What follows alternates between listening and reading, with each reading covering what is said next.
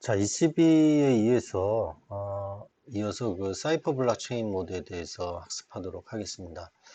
여기서 이제 블록체인이라는 용어가 나오죠. 음, 사실 비트코인이 이제 블록체인이라고 얘기하는데, 이 비트코인의 그 화이트 페이퍼를 읽어보면 블록체인이라는 그 용어가 나오질 않아요.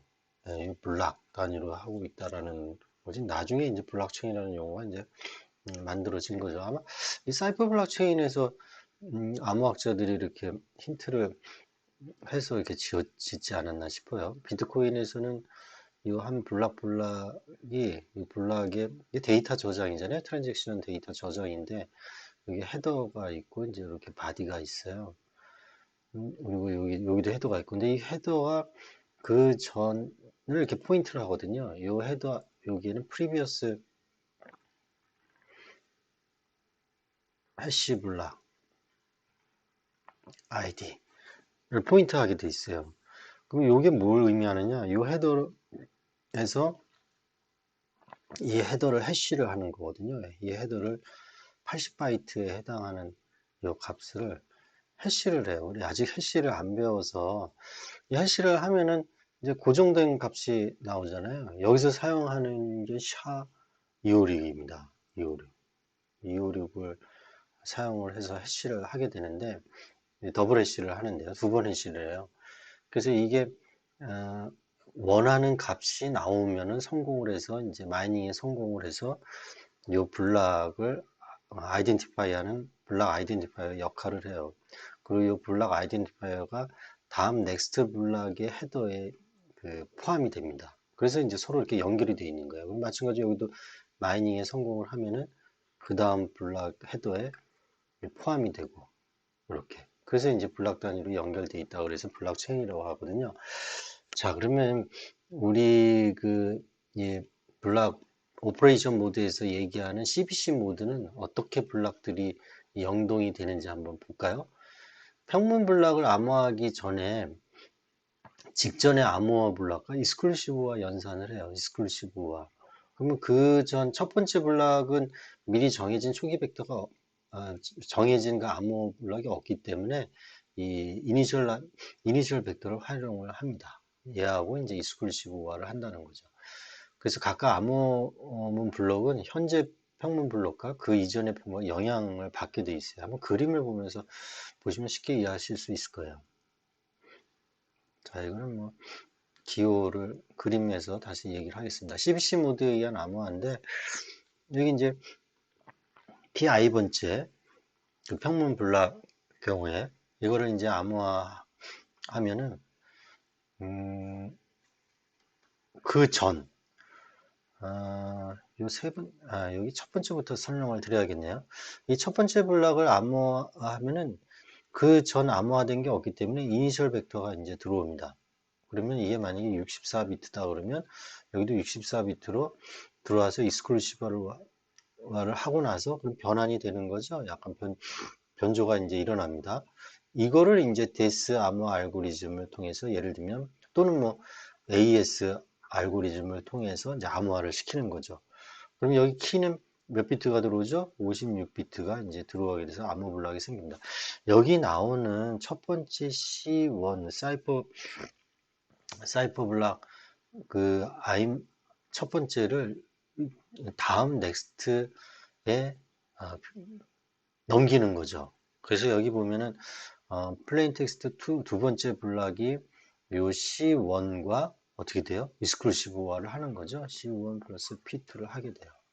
그 다음에 또 암호화 시키는 겁니다. 그러면 I 번째를 보면은 I-1과 현재의 평문 블락과 익스클루시브화를 한 것이 인풋이 돼서 어, 데스 암호화 알고리즘 또는 AES 암호화 알고리즘을 하게 돼서 암호문이 나올 겁니다. 그러면 CI 번째 암호를 기호로 표시하면 이렇게 되겠죠? 예, 이렇게 됩니다. 자, CBC 모드에 의한 복화를 보시면은요. 자, CI 번째가 복화를 시키는데 여기는 이제 예를 들면 데스 복화 알고리즘을 한다 그러면 여기 몇 비트죠? 56비트가 이제 들어갑니다. 그러면 디크립션에서 56비트의 키와 i번지의 사이퍼 텍스트가 디크립션이 되고 그 결과가 그 전에 사이퍼 텍스트와 인크립션을 하게 되죠. 그럼 기호로 표시하면 이렇게 되죠. 기호로 표시하면 이렇게 되는데 이 CI가 방금 전 장표에서 뭐였어요? 요거였죠? 요거였어요. 요걸로 이제 대체를 시키면 입력을 시키면은 같은 요거를 인크립션하고 디크립션 하니까 바로 요렇게 나올 겁니다. 그죠? 같은 키로 인크립션과 디크립션을 하면 바로 요게 나오겠죠. 요 평문이 나오겠죠. 그거를 ci-1과 exclusive or를 하면 요거는 서로 역원이 되기 때문에 pi가 나온다라는 겁니다. 자, 초기화 벡터는 1단계 앞에 암호문 블록이 이제 존재하지 않기 때문에 대신할 비트열을 한 개를 이제 이니셜 벡터로 준비한 거고요. CBC 모드의 특징은 1단계 앞에 암호화 블록과 익스클루시브화를 하고 나서 이제 암호화를 하는 거죠. 그래서 평문 블록이 예를 들면은 요 평문 블록이 1번째하고 2번째하고 같다 하더라도 암호문 블록이 같아요, 안 같아요? 같지 않아요. 그죠? 서로 연결이 되어 있어서 같지 않습니다. 그래서 EBC 모드가 갖고 있는 결점이 CBC 모드에서는 이제 없어졌어요. 그죠? 그 다음에 블록 3 요거를 암호화 시키려면은 이게 다 준비가 다 돼 있어야만이 이 블록 3가 암호화를 시킬 수가 있어요. 그죠? 그래서 CBC 모드의 이제 특징을 보시게 되면은 평문의 블록 패턴과 암호문의 블록 패턴이 동일하게 유지되지 이제 않습니다. 그죠? 그리고 이제 블록 간의 연관성이 존재하기 때문에 병렬 처리가 안 되죠. ECV에서는 이제 당연히 병렬 처리가 됐었는데 CBC에서는 병렬 처리가 이제 안 됩니다. 그리고 암호문 블록 파손이 뭐 한 비트라도 이제 변경이 되면은 해당 암호문 블록하고 다음 암호문 블록의 이제 복화에도 영향을 이제 미친다라는 거예요. 그거는 이제 그림을 봐서 이제 한번 살펴보도록 하겠습니다. 마이크로소프트사에서 근무하는 이 마르시 레이라는 사람이 ECB 모드하고 CBC 모드를 비교를 해봤어요. 암호를 실제 요런 그림을 참 아이디어가 좋죠. 이게 리눅스 마스코트인데 턱스라는 마스코트인데 얘를 ECB 모드로 암호화했을 때는 이렇게 윤곽이 보이죠. 이때 암호화를 쓴 거는 AS예요. AS 예를 들면 128비트 키를 써서 했을 경우에 이렇게 나오는데 이 CBC 모드를 하니까 어떻게 해요? 윤곽이 전혀 없죠. 그러니까 얘가 훨씬 안정성이 좋은 거죠.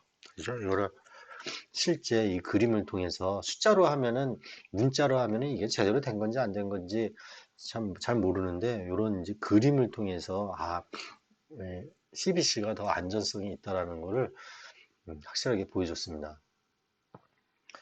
CBC 모드의 특징은 마지막 암호문 블록을 맥으로 사용이 가능하다는 거예요.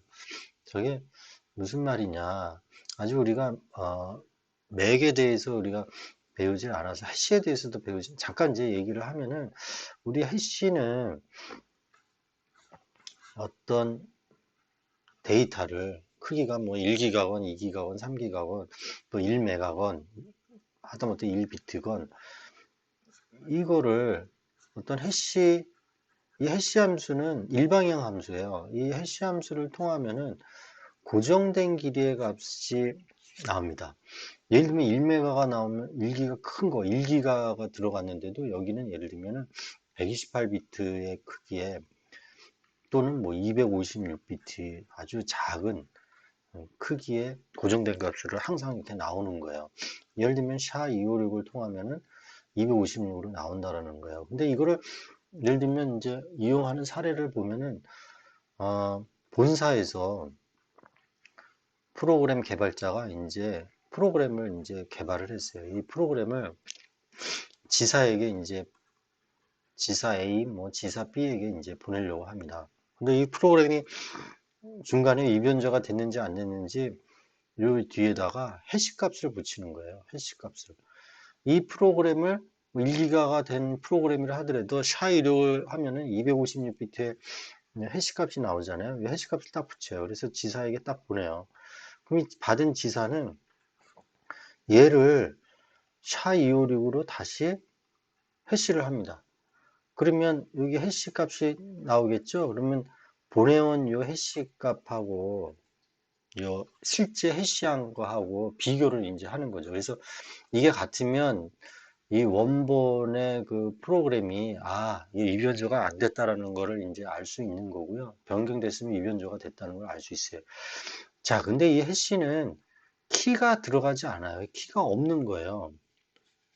그런데 맥은 여러분들 그 CBC로 하면은 어떤 예를 들면은 1기가에 관련된 블록을 데스 암호 알고리즘과 CBC 모드로 해서 암호화를 시킬 수가 있죠. 그러면 이걸 64비트로 전부 이제 쪼개게 될 겁니다. 그러면 이걸 전부 하고 나면은 마지막에 나오는 블록도 64비트 값이 나오죠. 마지막에 나오는 게 64비트가 나올 거예요. 그리고 여기에는 키가 들어가요. 56비트에 해당하는 키 값이 들어가요. 항상 64비트에 해당하는 요 값이 뭘로 활용한다면 여기서 맥 값이라고 하는 겁니다. 그럼 마찬가지로 본사 프로그래머가 요 1기가에 해당하는 그 프로그램을 해시 값을 붙이지 않고 맥 값을 붙일 수가 있어요. 왜? 이거를 데스 CBC로 암호화 시켜서 암호한 마지막 요 값을 64비트를 요 맥 값으로 붙이는 거죠. 자, 이거를 이제 지사에게 보내면은 이 지사에서 받은 사람은 원본을 해시하지 않고 데스 CBC로 요거를 암호화 시키는 거예요. 그러면 여기 맥 값이 나오겠죠? 여기 맥 값이 이제 붙어서 왔을 거고. 그러면 이 맥 값과 실제로 이제 요거를 암호화 시킨 맥 값하고 비교를 하는 겁니다. 그러면 또 위변조가 됐는지 안 됐는지 알 수가 있죠? 그죠? 왜냐면 데스 CBC는 그냥 야, 나 이거 프로그램 이거 배포할 때 이거 데스 CBC로 암호화했어. 그래서 맥값을 붙인 거야 라고 알려줄 수 있는 거예요. 그리고 이거는 해커가 알아도 전혀 문제가 안 돼요. 이해되셨죠? 그래서 이렇게 근데 중요한 거는 이 맥값은 어떻게 돼요? 키가 들어간다는 거예요. 이 키가 들어간다는 거는 또 중요한 의미를 갖습니다. 자, 맥값을 붙이는 거는 위변조가 됐는지를 알 수가 있고, 두 번째는 이 키는 본사 프로그래머가 보냈다라는 것을 인증을 할 수가 있어요. 그쵸? 그러니까 여러분들은 키가 들어갔는지 안 들어갔는지가 어, 또 인증에 대한 것도 할 수 있다라는 것을 여러분들이 꼭 아시면 좋겠습니다. 네, 이해되셨죠? 그 다음에 블럭비트 오류가 이제 영향을 미치는데 암호 블럭 오류가 되면 해당 블럭의 평면 블럭과 다음 평면 블럭에 오류를 미치게 됩니다. 그 다음에 평면 블럭 오류는 이후의 모든 암호 블럭에 또 영향을 이제 미쳐요. 그거를 한번 그림을 통해서 한번 살펴보도록 하겠습니다.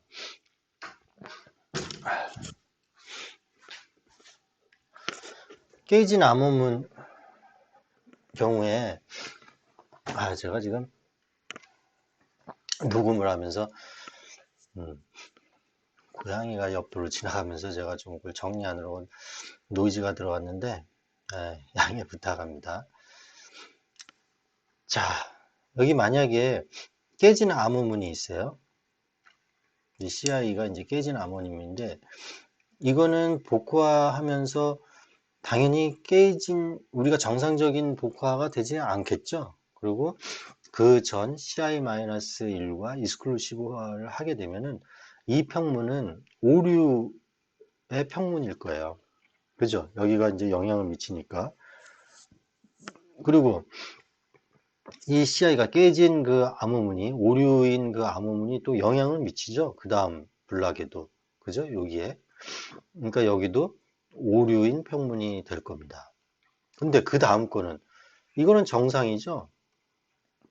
정상이 입력으로 들어가고, 이것도 정상이에요. 정상이 복구화가 되고, 정상에 복구화된 거하고, 익스클루시브화를 하니까 이건 정상이 됩니다. 시리스 모드에서 암원 블락이 파손이 되면 두 개의 평면 블락에 이제 영향을 미친다는, 두 개의 평면 블락에만 영향을 미친다는 걸 이제 알게 됐어요. 자, 암호문 블락에서 비트가 누락이 됐어요. 비트가 만약에 10, 1, 뭐 이런 식으로 쫙 이제 있는데, 이게 이제 사실 64비트처럼 쪼개게 되잖아요. 근데 비트가 하나가 이게 빠지게 되면 어떻게 돼요? 여기까지 영향을 받게 돼요. 암호문이 밀리게 되잖아요, 다. 그죠?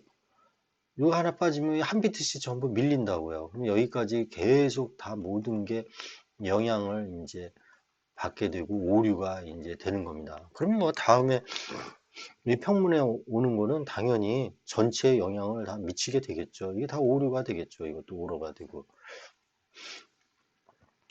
그 다음에 평문블락이 이제 오류가 났어요. 평문블락이 이게 오류가 되면은 이 평문블락 이게 오류이기 때문에 C-1하고 익스클루시브한 것도 오류가 될 겁니다. 그죠? 이게 오류가 될 거고 암호한 것도 당연히 오류가 될 거고 그러면 이거는 오류가 될 거예요.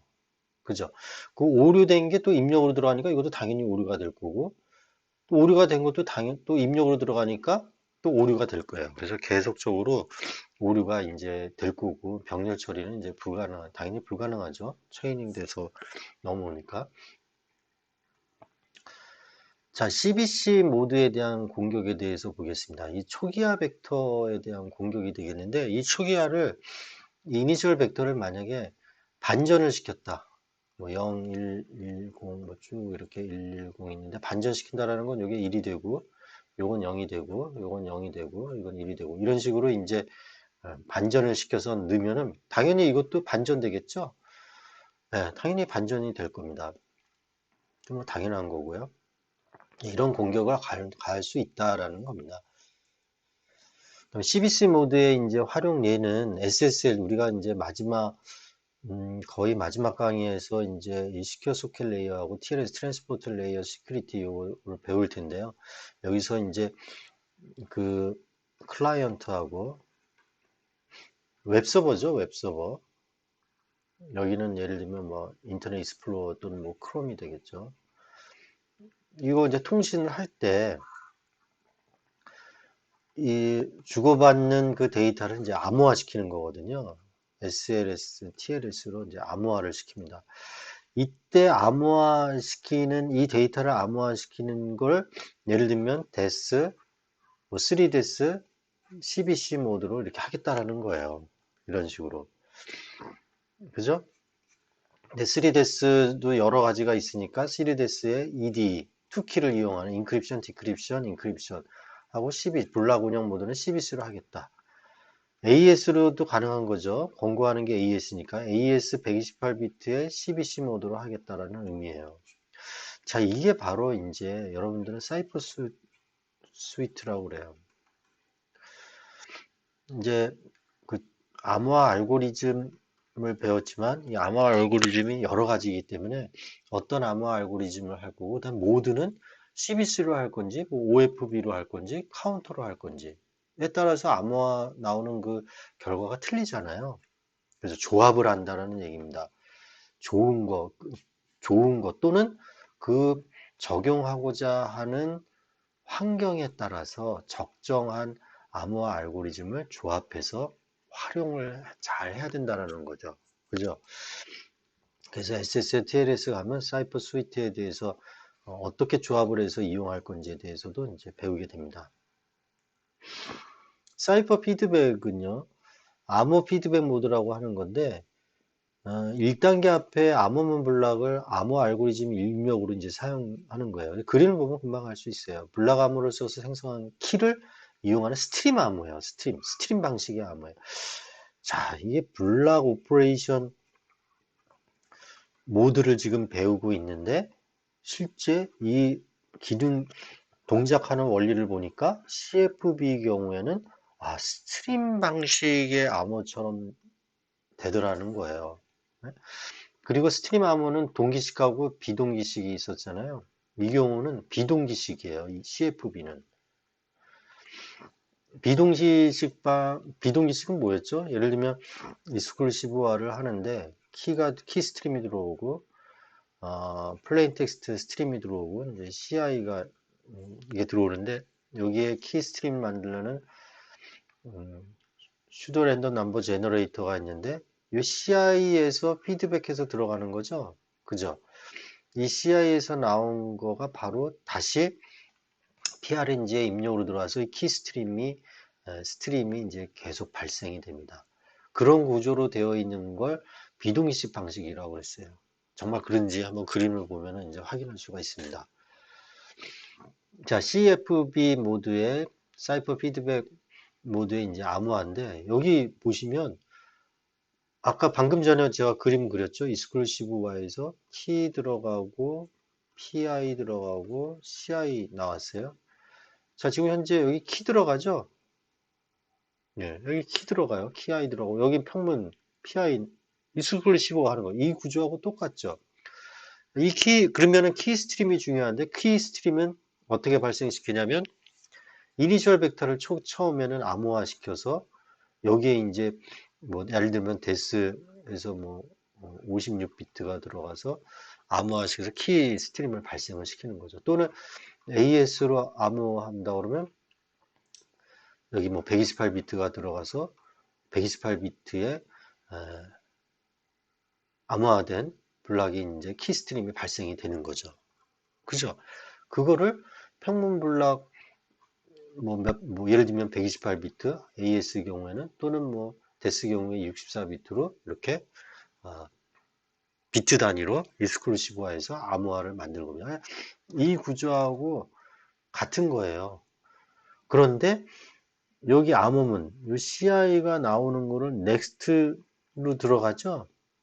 그러니까 CI에서 나온 게 바로 여기 PRNG, 그림이 다시 그리겠습니다. PI 플러스 CI 여기 KI가 되는데 여기에 이제 PRNG가 있는데 CI에서 이 PRNG 입력으로 들어가죠. 여기 보면은 CI가 여기로 들어가죠. 이게 PRNG라고 보시면 돼요. 요게. 그죠? 그러니까 비동기식이에요. 스트림 암호의 비동기식 방식이에요. CFB가. 그래서 이니셜 벡터는 의사단수 생성기 시드로스의 작용이고 CFB 평면분의 1비트씩 암호화가 가능하고 블락 암호를 사용하여 생성한 키를 이용하는 스트림 암호다라고 되어 있습니다. 아주 이제 중요한 거죠. CFB가 이러한 특징을 갖고 있다라는 게. 자, 그래서 같은 겁니다. 이건 CFB에 의한 암호화를 이제 같은 그림을 보여드린 거고요. 여기서 이제 병렬 처리가 이제 불가능하죠. 계속 이제 그 연동이 되어 있으니까 병렬 처리는 이제 불가능합니다. 그래서 이 비동기식, 자기동기식 스트림에 대한 거를, 여기 CI가 여기로 이제 PRNG로 들어가서 암호화돼서 이렇게 이제 키 스트림이 나오잖아요. 네, 그거를 이제 의미하는 겁니다. 그러니까 여기 전 평문 블락과 전 암호문 블락의 이제 종속적이다라는 걸 알 수가 있는 거죠. CFB의 이제 복화에 대해서 좀 알아보겠습니다. 자, 복화는, 이게 잘못됐네요. 이게 암호화가 아니죠. 복화가 돼야 되죠. 라고 생각하면 여러분들이 잘못된 겁니다. 이게 암호화가 맞아요. 암호화가. 자, 이게, 어, 음, 자, KI, PI, 그래서 CI가 나오죠? 그죠? 여기 이제 CI가 나오면, 이 CI를 어떻게 해요? 이렇게 하면, PI가 나오는 거죠? 이게 익스클루시브 오화의 특징이잖아요. 그죠? 같은 걸 플레인 텍스트를 KI로 하면은 CI가 나오는데 CI를 같은 스트림으로 익스클루시브 오화를 하면 PI가 나옵니다. 그죠? 바로 그래서 이게 복화가 아니고요. 암호화예요. 주의하셔야 돼요. 왜 복화인가는 스트림 암호이기 때문에 그렇습니다. 복화 알고리즘을 쓰는 게 아니라 암호 알고리즘을 쓴다. 라는 걸 꼭 기억해 두시기 바랍니다. 그리고 이거는 병렬 처리가 가능해요. 그죠? 암호 블록을 예를 들면 64비트씩 이렇게 쭉 쪼갈려 놓고 입력을 하면은 이거는 요거는 예를 들면 데스 암호 알고리즘에 뭐 56비트에서 이걸 이 키스트림을 발생을 시킬 수가 있잖아요. 독립적으로. 그죠? 독립적으로 할 수가 있어요. 그래서 CFB에 복구하는 병렬 처리가 가능해요. 그러니까 그러니까 암호화할 때 병렬 처리가 안 되더라도 복구할 때는 병렬 처리가 되는 경우가 있다. 거꾸로 하기 때문에 그거를 또 유념해서 보시기 바랍니다. CBC와 CFB 모두의 비교인데요. CBC는 앞단계 암호문 블락에서 이제 들어오는 거고, 이거는 키스트림이 암호화를 앞단계 암호 블락이 키스트림이었어요.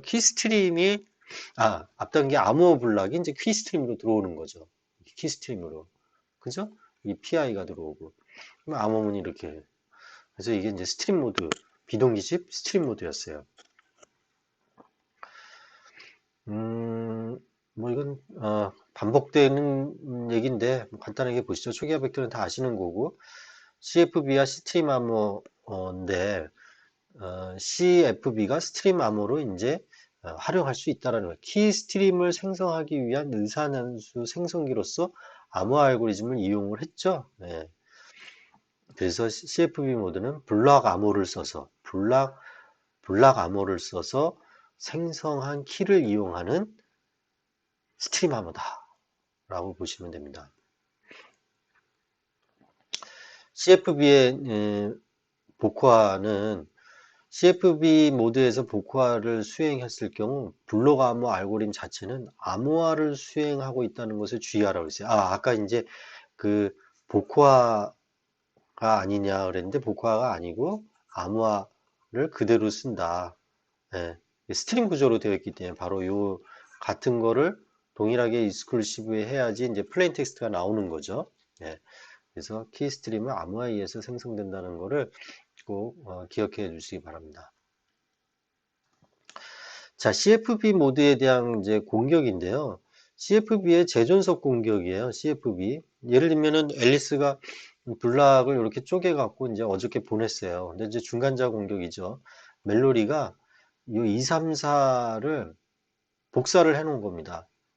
복사를 해 놓고 그 다음날 또 이제 앨리스가 밥에게 이제 메시지를 보냈대. 요 세 개를 어저께 복사한 걸로 대체시켜서 이제 보냈다라는 얘기예요. 이런 공격이 가능하다라는 얘기예요. 근데 이런 공격이 이제 어떻게 가능한지 어, 만약에 그랬을 경우에 오늘 수신한 것이 이게 에러가 아니냐 이게 에러라고 볼 수 있으면 좋은데 그렇지 않다라는 거예요. 이게 이게 왜 그러냐면 이제 스트림 암호 특징이 그렇다라는 겁니다. 이 세 개가 들어오면은 이거는 정상이잖아요. 정상입니다. 이거는. 근데 요거 바꿔진 거는 정상이 아니잖아요. 정상이 아니니까 여기에서 이게 정상 평문이 아닌 거를 알 수가 있을 거예요. 근데 그 다음 블록부터는 이게 바꿔치기를 했기 때문에 이것도 사실은 정상적으로 이제 나오는 거고 이것도 정상이에요. 그래서 여기부터는 이게 정상으로 보일 수 있다라는 거예요. 이게 3부터는 블록 3부터는 이게 통신의 오류인지 누구의 공격에 의한 건지 판단할 수 없는 그런 정상 평문으로 나올 수 있다라는 거예요. 여기는 이상한 문자로 해서 이제 오류라는 걸 알 수가 있을 텐데 여기부터는 그렇지 않다라는 거예요. 네. 그래서 이게 여기만 오류 발생으로 됐고 여기부터는 정상 평문으로 오인할 수 있기 때문에 공격이 가능하다라는 얘기가 되겠습니다. 예, 수고하셨습니다. 아직 몇 가지 이제 모드가 남았었는데 그 모드에 대해서 또 계속해서 강의를 하도록 하겠습니다. 여기까지 수고하셨습니다.